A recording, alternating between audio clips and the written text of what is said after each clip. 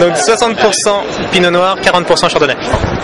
Donc Champagne Bollinger, la grande année 2002. Sur 60% de Chardonnay, 40% de Pinot Noir et Pinot Meunier. Alors, en dégustation ce soir, nous avons la cuvée Louise 1999 de la maison Pommery. C'est comme ça. Pierre Salmon en brut, rosé. S'il y en a. Chardonnay, Pinot Noir, Pinot Meunier. On est 40 en Chardonnay et 60 en Pinot Noir.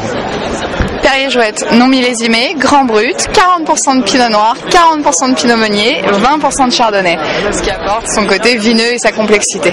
M2, millésime 99, 60% Pinot Noir, 30 de Chardonnay, 10 de Pinot Meunier. Oui, je suis venu tout de suite, sauf que la Vigna me demande à faire une dégustation, je viens.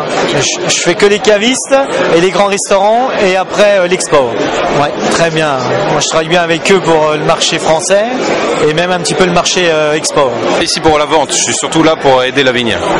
C'est un marché très important, c'est un marché de prestige et c'est un marché qui commence de plus en plus à découvrir l'Italie. Évidemment, beaucoup plus par l'approche bordelaise que par d'autres approches, mais petit à petit, ils découvrent qu'il y a vraiment une richesse de cépages importante. Alors, la particularité des vins de Toscane, pour moi, c'est qu'ils ont toujours une fraîcheur fascinante.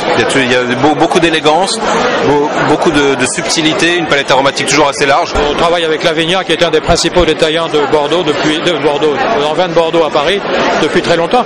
Et j'ai fait des dégustations avec eux à Madrid, à Barcelone et à Paris, à Paris à la Madeleine, mais ici pour la première fois, puisque le magasin vient d'ouvrir. Oui, la Vigna et la clientèle de la Vigna nous touche, c'est notre clientèle et on est tout à fait reconnaissant à la Vigna de nous faire participer à ces dégustations.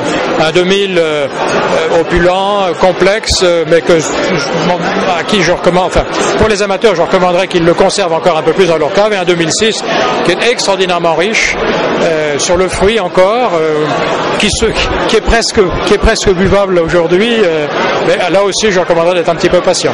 Alors 2010, c'est le millésime plus d'acidité, plus d'ascol, plus d'anthocyane, plus de tanin.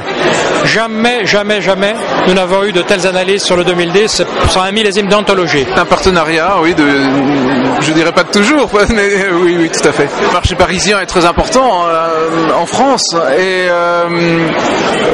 c'était pour moi important de venir pour l'ouverture de ce magasin. C'était logique, j'ai l'impression.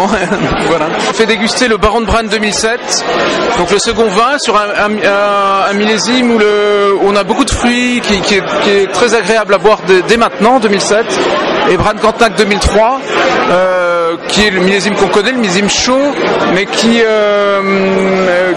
commence vraiment à s'exprimer, donc il me paraît vraiment très bien à démarrer actuellement.